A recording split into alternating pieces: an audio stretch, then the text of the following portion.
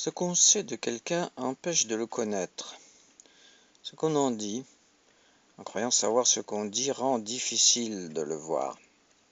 On dit par exemple Saint François d'Assise.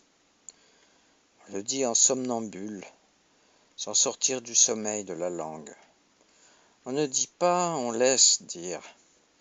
On laisse les mots venir, ils viennent dans un ordre qui n'est pas le nôtre, qui est l'ordre du mensonge, de la mort, de la vie en société. Très peu de vraies paroles s'échangent chaque jour, vraiment très peu.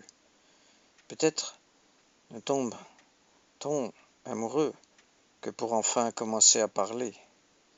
Peut-être n'ouvre-t-on un livre que pour enfin commencer à entendre. L'enfant partit avec l'ange et le chien suivit derrière. Dans cette phrase, vous ne voyez ni l'ange ni l'enfant. Vous voyez le chien seulement. Vous devinez son humeur joyeuse, vous le regardez suivre les deux invisibles. L'enfant, rendu invisible par son insouciance, l'ange, rendu invisible par sa simplicité. Le chien, oui, on le voit, derrière, à la traîne. Il suit les deux autres, il les suit à la trace, et parfois il flâne. Il s'égare dans un pré, il se fige devant une poule d'eau ou un renard, puis, en deux bonds, il rejoint les autres. Il recolle au basque de l'enfant et de l'ange. Vagabond, folâtre.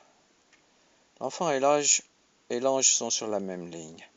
Peut-être l'enfant tient-il la main de l'ange pour le conduire, pour que l'ange ne soit pas trop gêné, lui qui va dans le monde invisible, comme un aveugle dans le plein jour. Et l'enfant chantonne, raconte ce qui lui passe par la tête, et l'ange sourit, acquiesce, et le chien toujours derrière ces deux-là, tantôt à droite, tantôt à gauche. Ce chien est dans la Bible, il n'y a pas beaucoup de chiens dans la Bible. Il y a des baleines, des brebis, des oiseaux, des serpents, mais très peu de chiens.